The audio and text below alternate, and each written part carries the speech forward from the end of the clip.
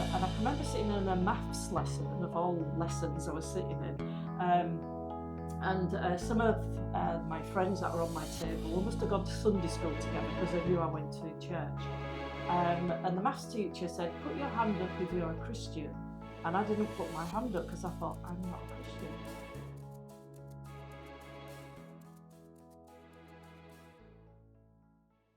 Hello, wonderful people. Welcome to Faith in God's Alone Ministries.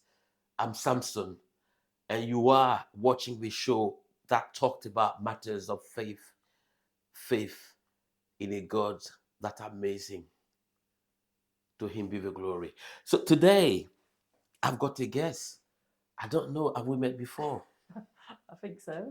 We met before. Yeah. Okay, my guest is going to introduce herself to you now. So my name is Ellie, and I'm a Baptist minister and an artist. Ellie, can you tell our friends how you became a Christian? Yeah, sure. It's a bit of a long story. So I grew up in Hull, and I grew up in a really kind of, I suppose, typical, an ordinary working class family. I'm one of five siblings, and my parents also fostered, so there was a never dull moment in our house, really. Um, and so when I was very young, my parents were not Christians, but I can't really remember a time when I never went to church. So when my younger sister was born, my parents went to look for the vicar because they wanted to have her christened, because that's what you do. And they couldn't find the vicar. So my grandma, who was my dad's mum, she was attending the local Baptist church. So she said, "Why don't you go along to the church and just see if they'll christen Diane, that's my sister's name." So they went along. They went along to see the minister there, and Baptists are slightly a little bit different on these sort of things. So the minister explained to them that actually they don't christen, but they dedicate children. So no water for children at that point.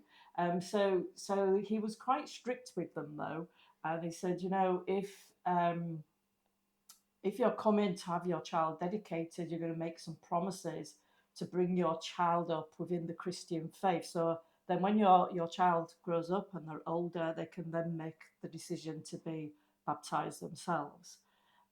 So they kind of, my parents took that quite seriously, and they started going along to church, and of course we all went along with them. So at that point, my parents didn't realise that the church had been praying for a family to come into the church, a very small church. I can remember the building being a bit like an old wooden hut, and it was in the middle of a estate where you got prefab bungalows from the war. This was kind of early 70s.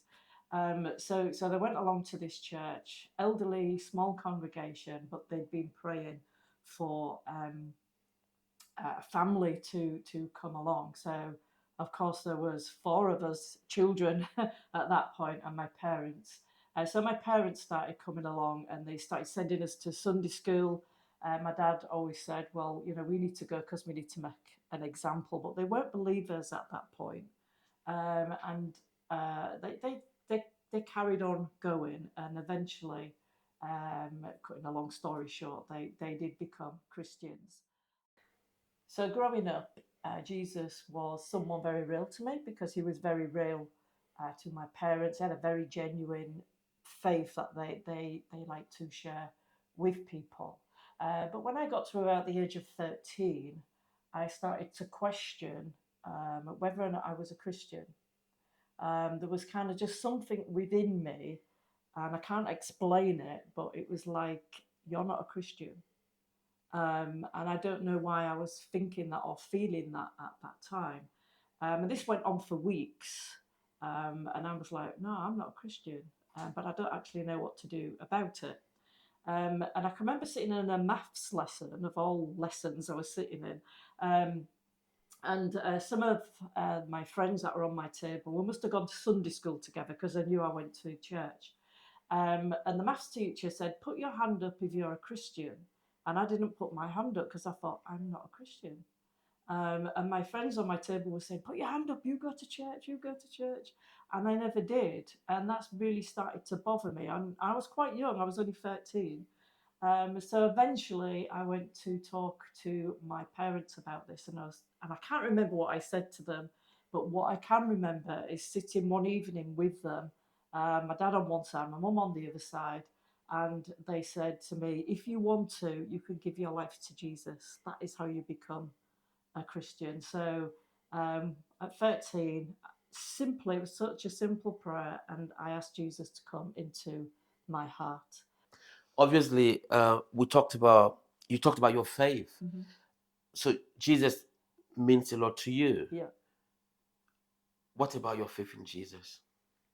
My faith in Jesus, I think there have been times in life since I was 13 um, when it has been tough, because life is life, and good things happen, bad things happen. Um, and particularly in those really tough times, I would say my faith in Jesus has been like a solid rock in those times.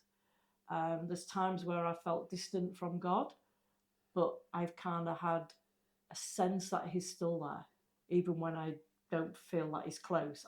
It's probably me that's moving away actually, but I still always have a sense that he's there.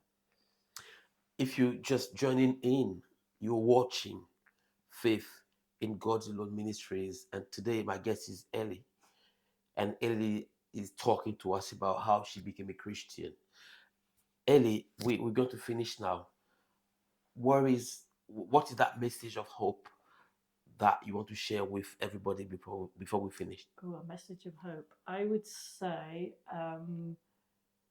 if you're kind of in a place like I was, and you're thinking, well, am I or aren't I, or I want to know Jesus more, I just want to know what, um, or I just want to know more about Christianity, I would say just give it a go. Give it a go, because you've got nothing to lose and you've got everything to gain. And I think for me, in my life, following Jesus in those, as I say, those rough times, hope has always been there. So Yes, Faith in God's Alone Ministries. If this testimony from Ellie encouraged you, and if you like what we talked about, would you mind subscribing to this channel and also liking it for more content to come? It has been good to be with you today. Ellie, thank you for sharing with us. you. And thank you for watching. Take care. Bye. Bye.